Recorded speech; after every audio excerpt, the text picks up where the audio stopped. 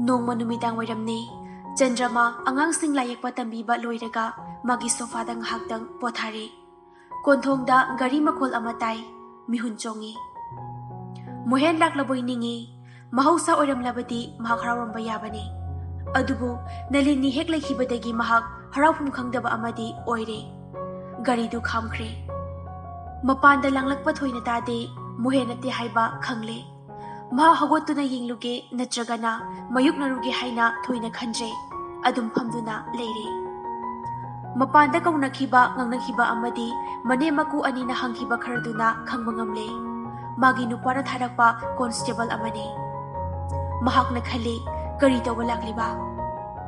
Nupa adu mangona phamkhre mane makuna lakpagi maram hangi. Nupa duna yam hainadana khumlae. Sayapna pirolaruso haiduna tharakpani. Upugi sosu pirae. Madu tabada mane makuna khol khara wangna khumlae. Ibunga phibo bayaroi. Phidi layatana mana imung sidigi pona ama phauba puba yaroi.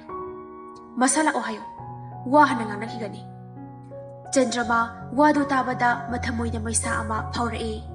Adubu phibam khudimak thengnarage khanduna leiriba mana thoina luna khalutre. Nupadu ahal anidugi wadu tabada chajarage haiduna hagwalae. Matamduda Chandrama tholai. Lakliba nupadubu amuktang sabiranganaba kausilui.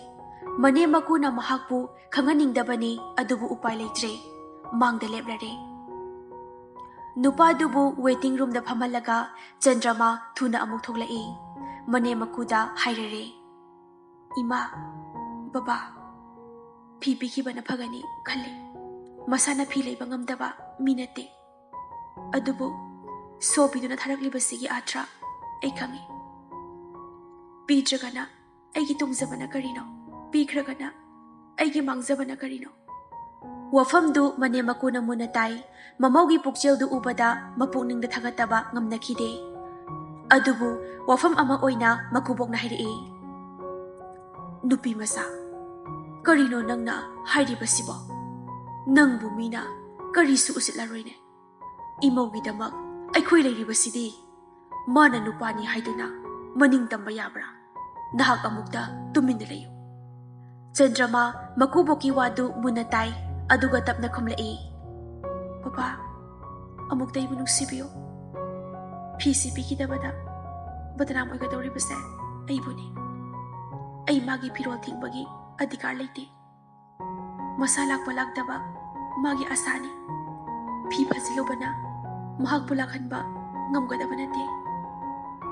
Ai magi mafamda kaibadadi kaijaramlaroige baba. Magi wa tabada mane maku wa makha taba ngamdre. Mana phagadaba tawro haina ayaba pibikre. Chandrama changhiduna nupadudagi solauraga mohengi upu hangle. Aduga fi makhal makhal marol puthorakpa haure. Wa machet amata ngangte. Magi thamoinungda sakliba mai adudi masana phungdoktanaba fana honarabasu. Phamliba constable adunadi laina uba ngamle. Nupadu phamba ngamlakte. Kari nungi pakho lakluraba haina khalae. Mamita urai changbaya bazarda leihoriba Nalinigi saktam. Nupi anisigi khenaba mahak tarang urai. Chandrama haibi nupi sige manak nakluba Nalini na ngampham thokte. Sakta juda thamoi phazabada chauna khenaba lei. Nalini na magala I haidokanu haina fana sinarakpani. Adubu lotpa ngamgadaba mandre. Tanja dumaktadani Chandrama na hanglakibasu. Chandrama khangi asuk sangba lamsang matomda zip thauduna phidugi damak lakpadaba haunade. Mohen yaurak lamba yai mana lehauraga nupadu thazilakpasu oiramba yai. Natragana haisingbai Nalini soidana yaurak lamgani. Mabu thamoi thugaigadawbagi phi lawba thazilaklibani. Nupadu sengna adum haidorakle. Nalini babiga lakminabani. Mahak bazarda pose lehauri. Chandrama mihul chongba heli. Mohenga lakpani hairaklabadi khara safagadabani. Adubu Nalini na thazilakliba khongthang adugi damakti mahak khangbada khara wana thoi. Pumnamak thengnaba ngamnaba Chandramagi phibam leisai. Adubu miyoibagi thamoi ama palibanina hek yade. Thꯪnaba mikupta Chandrama wakhal ama lakle. Kuirabani mana Nalinibu mafam saba amada amuktang unaningliba. Mahak wa kharadi nganganingli. Madugidamak mana waterda satuna manal nairubasu pamde. Ikaigadaba makoina ikaidrabasu madi ikaiba fawi. Ngasigi tanja ase chap chare khale. Adubu bazarda mirakta unarubadi mahak pamde. Aduk iza laitaba thabak mahak tawningde. Magi thamoida puriba polum adumadi lauthokpa pame. Natrabadi ahing kaya tumdana mahak lengadawribani. Aduna mahak khanba yaba khallaga chithi ama pikrage khale. Phamliba nupadu ngahak ngahelaga magi kada changhiduna chithi ama iri. Nalini nungairi dana. Aisu nungairi haibatai. Nupa na mirai birabi nupi ama oirabasu. Inim ikugi premdi phangli. Nahak na khalamba yai. Ay kaptuna nilamgani. Ay nahiningi. Nangi mangdidi. Ay pikay damoydasu taroy. Nangi nupa na wari loy na saramlagani. Aduna bu nahak na thazaduna mumay ngaklaklibani. Maduda ay kari sumapti. Adubu ay iraldi mana pipa ngamloy. Laychil gumna koy pay riba magi wakal dugi langda. Nangsu aysu thurubaki wani. Hoy, nang namay pakle. Nang nupa do jena konuna thamba ngamle. Adubu puchi supa phaba ngamana bu hano. Aidi kari haidoino khangdeda. Nangi nupa na thangliba khongthangdo. Nokningba amadum yawi. Maduna aibu lagnaribani haina khalabadi. Mamuk pangba ama leitre haina khale. Adubu mana oiningbu oisano. Aigi dharmadi khakairamloi. Aduga masimadi nangwada hainingi. Madudi migi masado mabu mi oinaba sembirakpa mamampagadi kainanaba nangna sindaba pai. Maduna aina ietpa oiragadi eka thokpa ngamgani. Aidi phibam bumnamak khangba ngamlagani. Sanga iroige mi ngairi. Aroibada haigadaba haibabu nahakti aigi dasasi tadaba oyo. Loirage nahaki lona binache Chandrama.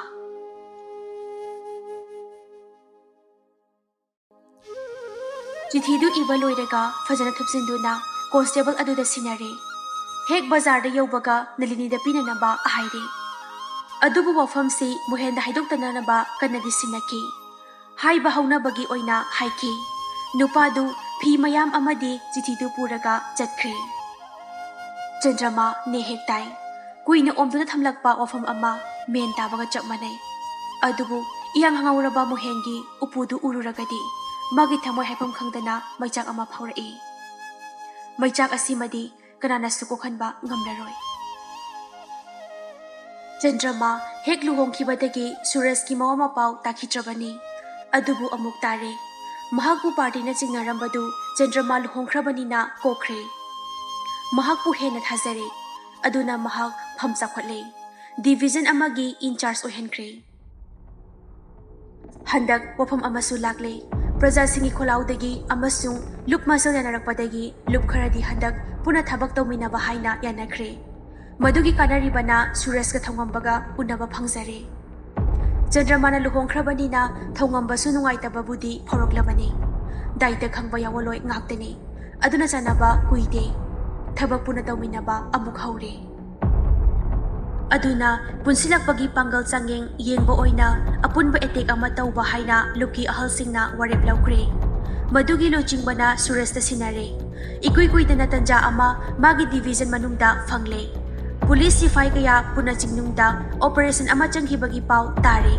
Thorokpa ngairaga achauba etek ama tawbada lepnakre. Khongsanakre.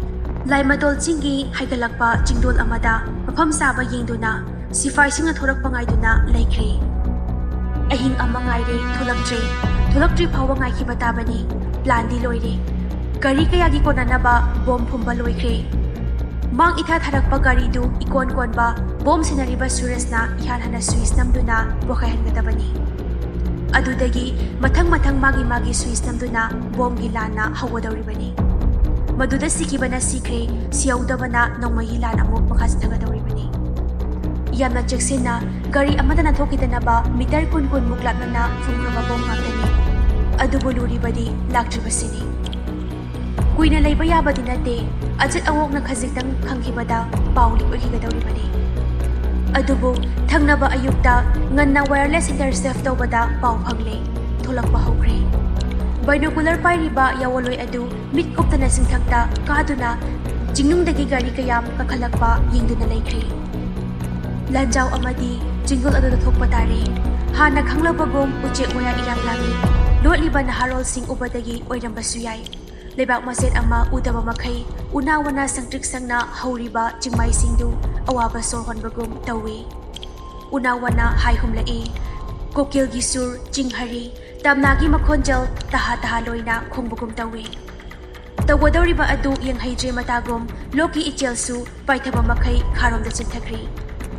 ꯌꯥꯋꯣꯂꯣꯏ ꯄꯨꯝꯕ ꯃꯥꯒꯤ ꯃꯐꯝꯗ position ꯂꯧꯗꯨꯅ ꯂꯩꯈ꯭ꯔꯦ꯫ ꯄꯨꯡꯃꯨꯛ ꯂꯩꯔꯒꯅꯤ binocular ꯌꯦꯡꯂꯤꯕ ꯌꯥꯋꯣꯂꯣꯏ ꯑꯗꯨꯅ ꯆꯤꯡꯃꯥꯏꯗꯒꯤ ꯅꯥꯟꯊꯔꯛꯄꯗꯨ ꯄꯥꯎ ꯄꯤꯔꯔꯦ, ꯒꯥꯔꯤ ꯀꯥꯈꯠꯂꯛꯄ ꯎꯔꯦ꯫ ꯄꯨꯝꯅꯃꯛ ꯇꯨꯃꯤꯟ ꯆꯦꯛꯁꯤꯟꯅ ꯂꯩꯅꯈꯤ꯫ ꯃꯤꯅꯤꯠ ꯈꯔꯒꯤ ꯃꯅꯨꯡꯗ ꯊꯕꯛ ꯊꯣꯛꯂꯒꯅꯤ꯫ ꯉꯥꯏꯖꯔꯛꯄꯒꯤ ꯃꯍꯩ ꯐꯪꯂꯒꯅꯤ꯫ ꯃꯃꯤꯠꯇ ꯎꯅꯔꯛꯏ, ꯂꯝꯁꯥꯡ ꯆꯦꯜꯂꯛꯄꯒꯤ ꯆꯣꯛꯊꯔꯕ ꯒꯥꯔꯤꯁꯤꯡꯗꯨꯅ ꯄꯥꯏꯈꯠꯂꯒ ꯂꯣꯛꯇ ꯇꯥꯈꯤꯒꯗꯕꯗꯨ꯫ ꯏꯆꯤꯛ ꯆꯤꯛꯂꯤꯕ ꯆꯤꯡꯗꯣꯜ ꯑꯗꯨ ꯉꯥꯏꯍꯥꯛꯀꯤ ꯃꯅꯨꯡꯗ ꯕ꯭ꯔꯖ ꯇꯥꯕꯒꯨꯝ ꯅꯤꯜꯂꯒꯅꯤ꯫ ꯎꯆꯦꯛ ꯋꯥꯌꯥ ꯄꯨꯝꯕ ꯂꯥꯟꯖꯦꯟꯅꯈ꯭ꯔꯒꯅꯤ꯫ ꯉꯁꯤꯗꯤ ꯃꯔꯝꯗꯝꯒꯤꯗꯃꯛ ꯁꯤꯕ ꯆꯪꯕ ꯂꯥꯟꯐꯝ ꯁꯣꯛꯅꯕ ꯇꯥꯔꯦ꯫ ꯄꯨꯝꯅꯃꯛꯇꯒꯤ ꯂꯨꯔꯤꯕꯁꯤ ꯁꯨꯔꯦꯁꯅꯤ꯫ ꯃꯥꯅ ꯍꯦꯛ ꯁ꯭ꯋꯤꯆ ꯅꯝꯕ ꯍꯧꯕꯗ ꯃꯊꯪ ꯅꯝꯈꯤꯒꯗꯧꯔꯤꯕꯅꯤ꯫ ꯃꯍꯥꯛꯀꯤ ꯇꯥꯔꯒꯦꯠ ꯁꯣꯏꯕ ꯁꯨꯡꯌꯥ ꯌꯥꯗ꯭ꯔꯦ꯫ ꯃꯍꯥꯛ ꯃꯤꯠ ꯀꯨꯞꯇꯅ ꯌꯦꯡꯂꯤ, ꯄꯔꯦꯡ ꯁꯥꯅ ꯉꯣꯡ ꯍꯥꯏꯗꯨꯅ ꯀꯥꯈꯠꯂꯛꯂꯤꯕ ꯒꯥꯔꯤ ꯃꯌꯥꯝꯗꯨ꯫ ꯃꯥꯗ ꯅꯠꯇꯦ, ꯌꯥꯋꯣꯂꯣꯏ ꯄꯨꯝꯅꯃꯛ ꯃꯥꯒꯤ ꯁ꯭ꯋꯤꯆ ꯄꯥꯏꯗꯨꯅ ꯁꯨꯔꯦꯁꯀꯤ ꯃꯦꯜꯂꯛꯄ, ꯃꯥꯡ ꯊꯥꯕ ꯒꯥꯔꯤꯗꯨꯅ ꯄꯥꯏꯈꯠꯂꯛꯄ ꯑꯗꯨꯗ ꯉꯥꯏꯗꯨꯅ ꯂꯩꯅꯈ꯭ꯔꯕꯅꯤ꯫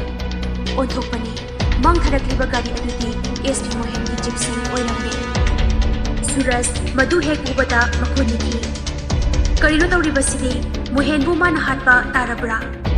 ꯃꯍꯥꯛꯀꯤ ꯌꯥꯏꯐꯅꯕꯗ ꯈꯜꯂꯤꯕꯤ ꯆꯟꯗ꯭ꯔꯃꯥ ꯃꯥꯒꯤ ꯅꯨꯡꯁꯤ ꯍꯩꯇꯕ ꯈꯨꯠꯁꯥ ꯑꯃꯗ ꯂꯨꯈ꯭ꯔꯥꯕꯤ ꯑꯣꯏꯍꯟꯕ ꯇꯥꯔꯕ꯭ꯔꯥ?